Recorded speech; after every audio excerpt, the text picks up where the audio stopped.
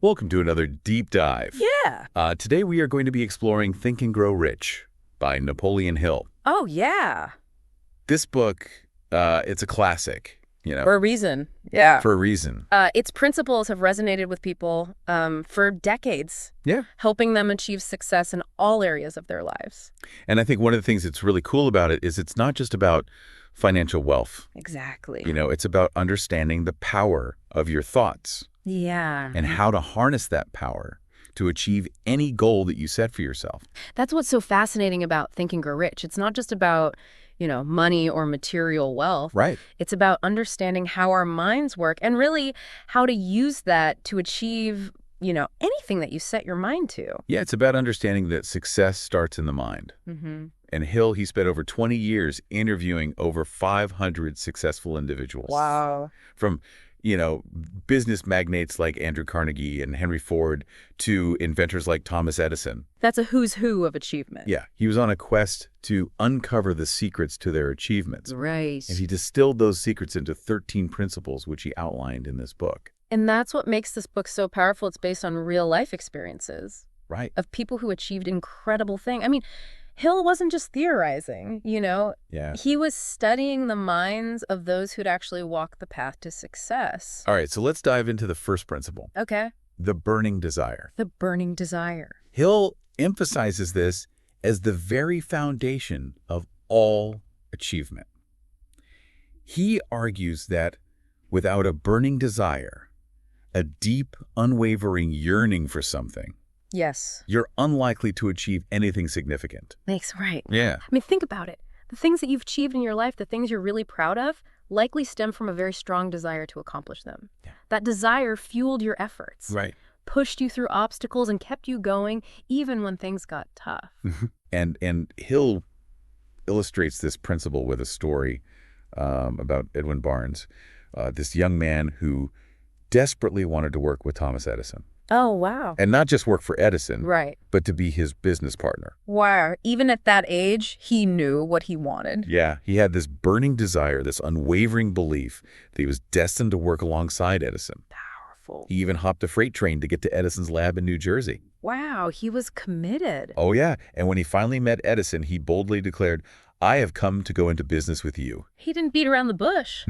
No, he didn't. And at that time, Barnes, he didn't possess any exceptional skills or connections. Right. But his sheer determination, his absolute certainty in his purpose, it made a profound impact on Edison. It's amazing how a strong belief in yourself can impact others. Yeah. It's like it becomes contagious. And you know what? Barnes eventually achieved his goal. He did. He did. He became Edison's business associate in the dictating machine business, just as he had envisioned. That's incredible. A testament to the power of a burning desire. It's a reminder that our desires, when fueled by unwavering belief and action, can shape our reality. But Hill emphasizes that this desire, it can't be some vague wish or a fleeting thought. Right. It needs to be crystal clear, something that you can visualize with absolute certainty. Yes. It's like that analogy of a ship burning its bridges.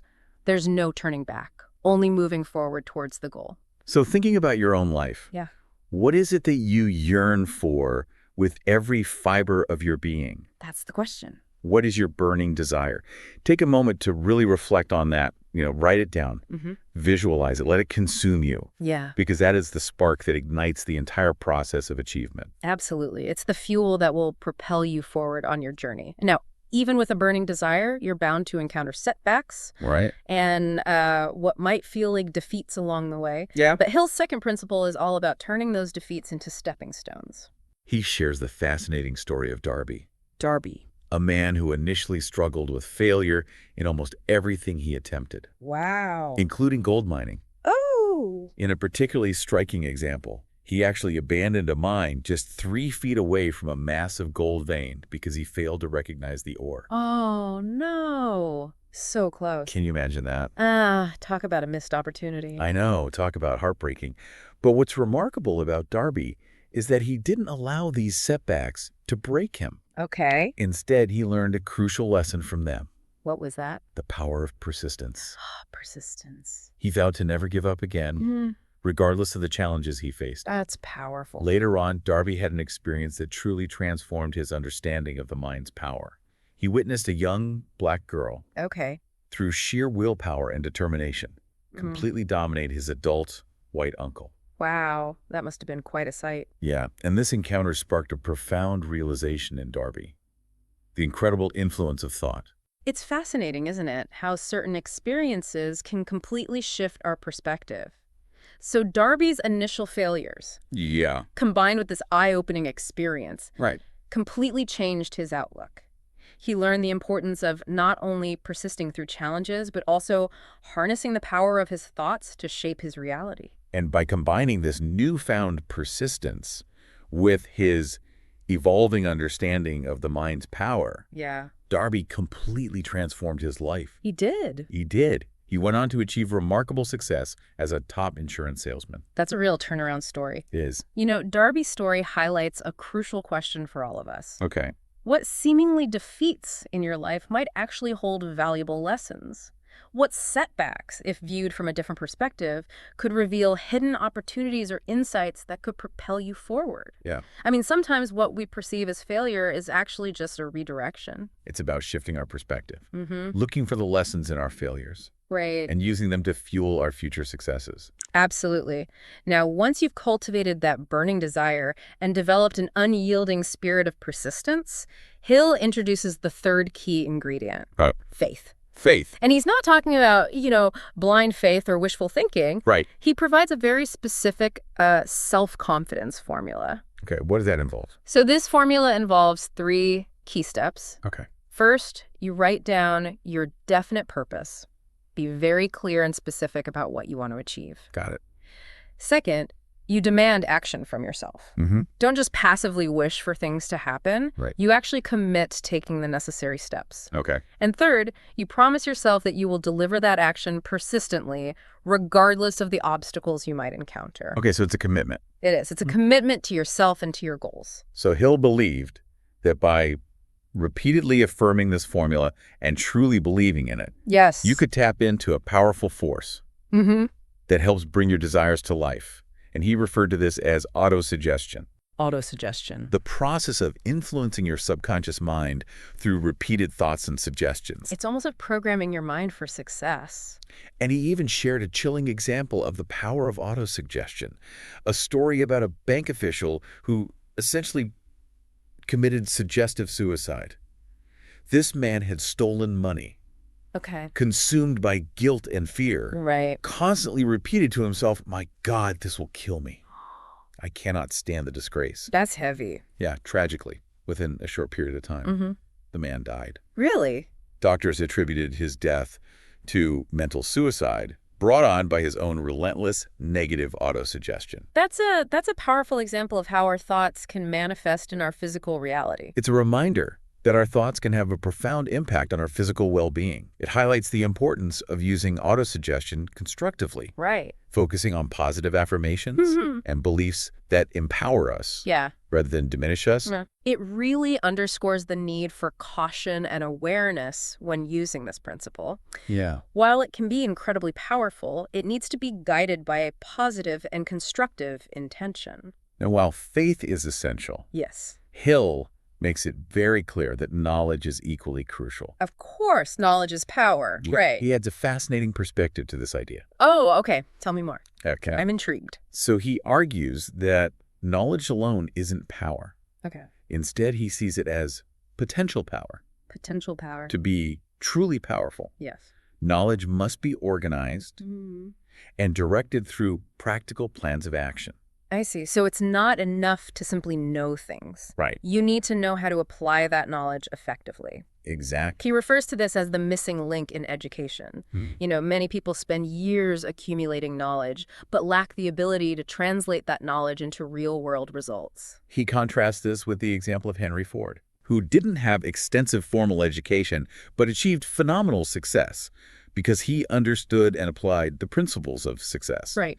Ford had a burning desire to build affordable cars for the masses. He actively sought the knowledge he needed, surrounded himself with brilliant minds, and took persistent action to bring his vision to life. Ford's story exemplifies how knowledge, when combined with the right mindset and actions, can be a true force for achievement. It highlights that the power lies not just in what you know, but in what you do with that knowledge. And building on the ideas of knowledge and collaboration, Hill introduces a concept he considered to be one of the most important principles for success. Right. The mastermind. The mastermind. The mastermind principle emphasizes the power of synergy and teamwork. Okay. Hill believed that great achievements rarely happen in isolation. They often involve collaboration, the exchange of ideas, and the combined effort of individuals working towards a shared purpose. It's like the saying, 2 heads are better than 1. Exactly. He defines the mastermind as coordination of knowledge and effort in a spirit of harmony between 2 or more people for the attainment of a definite purpose. So it's about recognizing that we can achieve far more by working together than by trying to go it alone. Hill believed that by combining your knowledge, your skills, and your efforts with others who share your goals and values, you create a synergistic power that surpasses the sum of its parts. And he points to numerous examples of great leaders, inventors, and entrepreneurs throughout history who achieved remarkable things by forming alliances and mastermind groups. Like who? He specifically highlights Henry Ford's close relationships with individuals like Thomas Edison, Harvey Firestone, John Burroughs, and Luther Burbank as powerful examples of the mastermind in action. These weren't just casual friendships. Right. They were intentional collaborations where these brilliant minds came together to share ideas, challenge each other, and support each other's growth. So Ford's success significantly accelerated after he began actively engaging in these mastermind dynamics. Yeah, it's a reminder that we don't have to go it alone. We can achieve far more by leveraging the collective wisdom and support of others who share our passion and purpose. It makes you wonder, who are the members of your mastermind group? Who are the individuals that you can connect with, share ideas with, and collaborate with to achieve your goals? Right. And if you haven't consciously built a mastermind group, it's definitely something to consider. It could be a formal group of mentors, advisors, or colleagues. Yeah. Or it could be a more informal network of friends, family members, or anyone who inspires you and supports your vision. The key is to surround yourself with people who can contribute to your growth and help you reach your full potential. Now, as we delve deeper into Hill's principles, we encounter what he refers to as the sixth sense. The sixth sense. Sounds a bit mysterious. Yeah. Is he talking about some sort of intuition or premonition? Well, before you start picturing some mystical ability, it's important to understand that Hill wasn't talking about supernatural powers. He was referring to the incredible power of creative imagination. Ah, creative imagination. So creative imagination is that unique human capacity to envision possibilities that extend beyond existing knowledge and limitations. It's the ability to see things not as they are, but as they could be. Right. It's that ability to dream big, to think outside the box, and to really tap into a wellspring of creativity that I think we all have within us. Exactly. And he'll believe that this creative imagination, this sixth sense, is what allows us to innovate, to solve complex problems, and to create a future that's different from the present. And what's really inspiring is that this creative imagination isn't a fixed trait. Right. It's a skill that can be developed. Yes. And strengthened through practice. Yeah, he'll encourage readers to cultivate their creative imagination by engaging in activities that foster creativity. Things like spending time in nature, exploring new art forms, engaging in brainstorming sessions, or simply allowing their minds to wander and explore new possibilities. It's about freeing ourselves from the constraints of logical thinking, allowing our minds to explore unconventional paths, and make connections that might initially seem illogical. He shared a compelling story about Charles M. Schwab, who at the young age of 38 became the first president of U.S. Steel. U.S. Steel, wow. Yeah, a company that revolutionized the entire steel industry. And Schwab achieved this remarkable feat by leveraging the power of his creative imagination. He didn't win over the legendary financier J.P. Morgan with dry facts and figures. Oh, so how did he do it? Instead, he tapped into Morgan's imagination, painting a vivid and captivating picture of a future where American steel reigned supreme. So he appealed to Morgan's vision. Yes, a future that resonated deeply with Morgan's own aspirations. That's powerful. It's a reminder that our creative imagination can be used not only to generate new ideas, Right. but to inspire and influence others to embrace those ideas and help bring them to life. Absolutely. So the challenge Hill poses to each of us is this. What dreams are you holding within your own imagination? Yeah. What possibilities haven't you fully explored because you haven't given yourself permission to see them? Don't underestimate the power of your own creative imagination. Yes. It's the key to unlocking your full potential and turning those dreams into reality. It's a call to embrace the power of possibility, to believe in the power of our minds, to shape our reality, and to take bold action towards creating the future we envision. Now, this next principle, Okay. it's one that Hill considered to be incredibly important, but Yeah. can be a little delicate to discuss, Okay. especially in today's That's context. right. I'm all ears. It's the concept of sex transmutation. Sex transmutation. It's important to understand that Hill wasn't advocating for promiscuity or anything of that nature. Yeah. His idea was that sexual energy Right. is a powerful driving force that, when channeled appropriately, can fuel creativity, innovation, Okay. and achievement. So he's talking about like redirecting that energy. Yeah, he argued that rather than simply expressing this energy physically, Right. it could be transmuted or redirected into other forms of creative expression.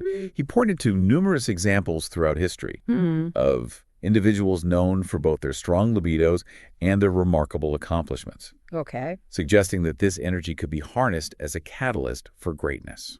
Of course, this is a topic that requires sensitivity and, careful consideration.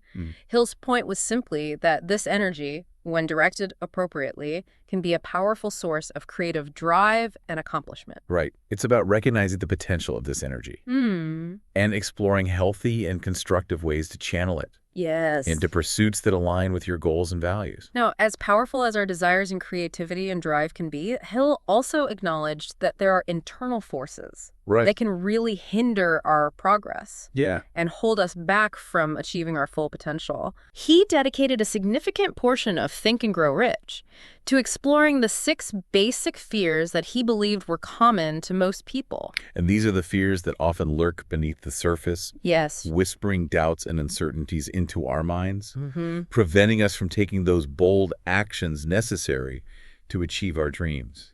He identified these 6 fears as Okay. the fears of poverty, criticism, ill health, Yeah. loss of love, old age, and death. Those are pretty universal. These are fears that, to some extent, I think are pretty universal. They resonate with our deepest insecurities and vulnerabilities. Right. But Hill argued that while these fears might be rooted in legitimate concerns, Okay. they can become incredibly debilitating Yeah. if we allow them to dominate our thoughts and actions. He believed that the first step to overcoming these fears is to confront them, to shine a light on them, Right. and to understand their nature. Face them head on. Yeah.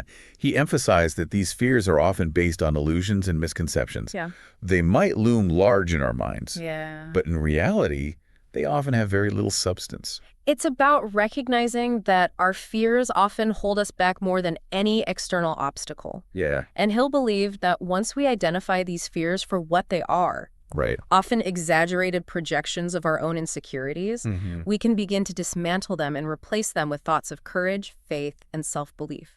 And he also pointed out that these fears are frequently fueled by indecision. Indecision. When we hesitate, when we waver, when we fail to make a clear choice Yeah. and commit to a course of action, we create a breeding ground for fear and doubt. It's in those moments of uncertainty that fear takes root and grows. Yes. But Hill argued that when we make a decision, Right. when we choose a path and commit to it with unwavering determination, we essentially starve the fear and empower ourselves to move forward with confidence. He provides a very compelling illustration of this principle in the story of a man Okay. who's about to be executed. Oh, wow. Despite facing imminent death, the man remained remarkably calm and composed. That's amazing. He explained that he had made peace with his fate and was no longer afraid. Wow. He had reached a state of acceptance Yeah. through decision. This is contrasted with the experience of millions during the Great Depression, Right. who were crippled by the fear of poverty. Their fear, although not facing immediate danger, became a self-fulfilling prophecy, leading to inaction, despair, and ultimately contributing to the very poverty they feared. That's such a powerful example of how fear can paralyze us and how making a decision, even in the face of difficult circumstances, can actually liberate us. So it's a powerful reminder that fear When we make a choice and commit to it, we diminish the power of fear and unlock the strength to overcome it. So as you reflect on these 6 basic fears, ask yourself, what fears are holding you back? Are you allowing the fear of failure or criticism or rejection to prevent you from pursuing your dreams? What decisions can you make today to confront those fears and prevent them from dictating your choices and limiting your life? Hill reminds us that we have the power to choose our thoughts, our beliefs, and our actions. We can choose to feed our minds with fear and doubt, or we can choose to nourish them with faith, courage, and a burning desire for achievement. Now, shifting our focus to one of the most fascinating aspects of Hill's work, let's explore his insights on the power of the subconscious mind. He describes the subconscious as a fertile garden, a realm where the seeds we plant through our thoughts, our beliefs, and our emotions ultimately take root and shape our reality. That's a powerful concept. The idea that our subconscious mind is constantly at work, processing our thoughts and shaping our experiences. Hill argues that if we consistently feed our subconscious with negativity, doubt, fear, limitations, that's precisely what will grow and manifest in our lives. It's like planting seeds of negativity and expecting to harvest a crop of joy and fulfillment. It simply doesn't work that way. Right. But here's the encouraging part. The opposite is also true. If we make a conscious effort to plant seeds of faith, courage, and a burning desire for achievement, those are the seeds that will blossom and bear fruit in our lives. It's about recognizing that we have a choice in what we feed our subconscious minds. We can choose to cultivate a mental environment that supports our growth and our aspirations, or we can allow negativity and self-doubt to take root. And that's where practices like autosuggestion and positive thinking come into play. Exactly. They're tools to help us reprogram our subconscious minds, aligning them with the goals and outcomes we desire. Think of it as giving your mind a powerful software upgrade, replacing limiting beliefs with empowering ones, and shifting your focus from what you fear to what you desire. And any other will emphasize that it's not a one-time fix. Right. It requires consistent effort and attention. Like a garden. Just as a gardener tends to their garden, nurturing the plants, weeding out anything that hinders their growth, we need to diligently tend to our subconscious minds, feeding them with positive thoughts, beliefs, and affirmations. Now, to help us effectively influence our subconscious minds, Hill provided several practical techniques. One that stands out is the power of visualization. Visualization. He encouraged readers to close their eyes and create a vivid mental picture of themselves already in possession of what they desire. The wealth, the success, the loving relationships, whatever it may be. So by creating this detailed mental image, we essentially give our subconscious minds a blueprint to follow, increasing the likelihood of those desires manifesting in our reality. It's like imprinting our goals and aspirations onto the fabric of our subconscious, making them more likely to materialize. And Hill stressed that this mental image shouldn't be flat or lifeless. Right. It needs to be infused with emotion. The more we can feel the desire, the stronger its pull will be on our subconscious. It's about engaging all of our senses. Sight, sound, touch, even smell and taste, to create a truly immersive experience in our minds. The more vivid and emotionally charged the visualization, the more powerful its impact. And this is where all those positive emotions we discussed earlier come into play. Faith, love, enthusiasm, gratitude.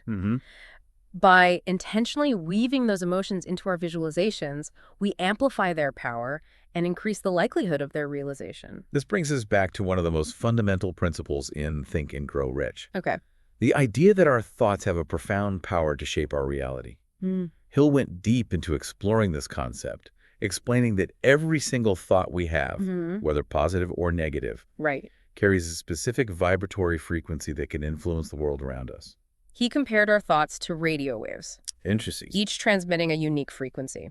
And suggested that we attract experiences and outcomes that resonate with the dominant frequencies we emit. So if our minds are constantly consumed by negativity, worry, and fear, it's likely that we'll attract experiences that mirror those thoughts. Exactly. However, if we actively cultivate positivity, faith, and belief, we open ourselves to opportunities and outcomes that are aligned with those higher frequencies. It's a powerful reminder to be mindful of the thoughts we allow to occupy our mental space. We have the power to choose what we focus on. Yeah. And those choices have a direct impact on our experiences. Hill firmly believed that we have the power to choose our thoughts. And in doing so, we have the power to shape our destiny. It's a call to take ownership of our mental landscape, to eliminate negative self-talk and replace it with positive affirmations and beliefs that support our growth and aspirations. Now, another key principle Hill emphasized was the power of definiteness of purpose. He argued that having a clear and specific goal is absolutely essential for achieving anything meaningful in life. Without a definite purpose, we're like ships without rudders, drifting aimlessly and unlikely to reach any desired destination. But when we have a clear vision of what we want to achieve, Right. when we establish specific goals and commit to them with unwavering determination, Yeah. we gain the ability to chart a course and navigate towards success. Hillen encouraged readers to take the time to truly identify their passions and their purpose, to ask themselves, what excites me? What impact do I want to make in the world? What legacy do I want to leave behind? And once that purpose is clear, Yes. he advised writing it down, detailing it with as much clarity and specificity as possible, Right. and then committing to it with unwavering dedication. He also stressed the importance of developing a detailed plan for achieving that purpose, Okay. breaking down big goals into smaller, more manageable steps, and then taking consistent action towards the realization. Alongside definiteness of purpose, Hill also highlighted the crucial role of self-confidence. Self-confidence. He believed that self-confidence is the bedrock of all achievement. Without it, we doubt our abilities, shy away from risks, and allow fear to paralyze us. But when we cultivate self-confidence, when we trust in our capabilities and believe in our potential, we unleash a powerful force within us. Yes. A force that empowers us to overcome obstacles and achieve great things. And Hill didn't believe self-confidence is something we are born with. He saw it as a skill that can be developed and strengthened Yeah. through conscious effort and practice. He encouraged readers to focus on their past successes, to celebrate their accomplishments, Yeah. and to use those experiences as fuel to ignite their self-belief. He also emphasized the importance of surrounding ourselves with people who believe in us, who see our potential, and encourage us to strive for greatness. And perhaps most importantly, he stressed the power of taking action even when we feel afraid or uncertain.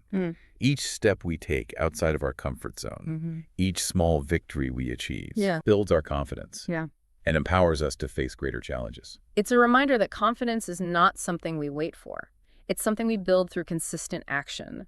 And by proving to ourselves that we are capable of overcoming obstacles and achieving our goals. Another crucial quality Hill emphasized was developing a positive mental attitude. A positive mental attitude. He believed that our thoughts and beliefs shape our reality, and that by cultivating a positive mindset, we attract positive experiences into our lives. It's about recognizing the power of our thoughts and making a conscious choice to focus on the good, Yes. to embrace optimism, Right. and to believe that anything is possible if we set our minds to it and take consistent action. Hill encouraged readers to practice gratitude, to appreciate the abundance in their lives, and to focus on solutions rather than dwelling on problems. Yes. He also stressed the importance of surrounding ourselves with positive influences, people who inspire us and lift us up, and of minimizing contact with negative individuals who drain our energy and reinforce limiting beliefs. It's about creating a positive and supportive ecosystem for ourselves, an environment where we can thrive and reach our full potential. Now, remember the concept of sex transmutation we discussed earlier? Yes. While Hill had some additional thoughts on how to effectively channel this energy, he argued that one of the most powerful ways to transmute sexual energy is through creative expression. Okay. He believed that activities like writing, painting, music, dance, and even entrepreneurship could serve as outlets for this potent energy, transforming it into a force for creation and innovation. Interesting. Hill pointed out that many highly successful individuals throughout history have been known for both their strong passions and their remarkable creative achievements, suggesting that this transmutation process has been a driving force behind many groundbreaking innovations and works of art. It's a fascinating perspective, isn't it? It is. To think that this powerful energy, often associated with physical desires, could be harnessed and redirected Right. to fuel creative endeavors and drive us towards extraordinary achievements. Now, shifting gears a bit, Okay. let's revisit the concept of the sixth sense that Hill emphasized as being crucial for achieving greatness. Remember, he wasn't talking about supernatural abilities, Right. but about the extraordinary power Okay. of creative imagination. It's that remarkable human capacity to envision possibilities that extend beyond the boundaries of existing knowledge and conventional thinking. Yeah. It's about seeing things not as they are, Right. but as they could be. It's the ability to dream big, to think outside the box, Right. and to tap into a wellspring of creativity that resides within each of us. Hill believed that this creative imagination, the sixth sense, Yeah. is what allows us to innovate, to solve complex problems, and to create a future that's different from the present. And what's truly inspiring is that this creative imagination isn't a fixed trait. Right. It's a skill that can be developed and strengthened through practice. He encouraged readers to cultivate their creative imagination by engaging in activities that foster creativity. Yeah. Things like spending time in nature, exploring new art forms, engaging in brainstorming sessions, or simply allowing their minds to wander and explore new possibilities. He emphasized the importance of freeing ourselves from the constraints of logical thinking, of allowing our minds to explore unconventional paths, and to make connections that might initially seem illogical. Hill shared a compelling story about Charles M. Schwab, who at the young age of 38 became the first president of U.S. Steel. Yeah, a company that revolutionized the entire steel industry. And Schwab achieved this remarkable feat by leveraging the power of his creative imagination. He didn't win over the legendary financier J.P. Morgan with dry facts and figures. No. Instead, he tapped into Morgan's imagination, painting a vivid and captivating picture of a future where American steel reigned supreme. A future that resonated deeply with Morgan's own aspirations. So the challenge Hill poses to each of us is this. What dreams are you holding within your own imagination? What possibilities haven't you fully explored because you haven't given yourself permission to see them? Don't underestimate the power of your own creative imagination. It's the key to unlocking your full potential and turning those dreams into reality. It's a call to embrace the power of possibility, to believe in the power of our minds, to shape our reality, and to take bold action towards creating the future we envision. And as we conclude our deep dive into Think and Grow Rich, it's important to remember that Hill believed our creative imagination is at its most potent when it's aligned with a sense of purpose, a belief in a power greater than ourselves. He encouraged readers to cultivate a sense of gratitude for the abundance in their lives, to believe in their ability to achieve anything they set their minds to, and to trust that they are guided and supported by a force that extends beyond their individual understanding. He believed that by tapping into this sense of purpose and connection to something greater, we not only increase our chances of success, but we also live more fulfilling and meaningful lives. Think and Grow Rich is more than just a roadmap to financial success.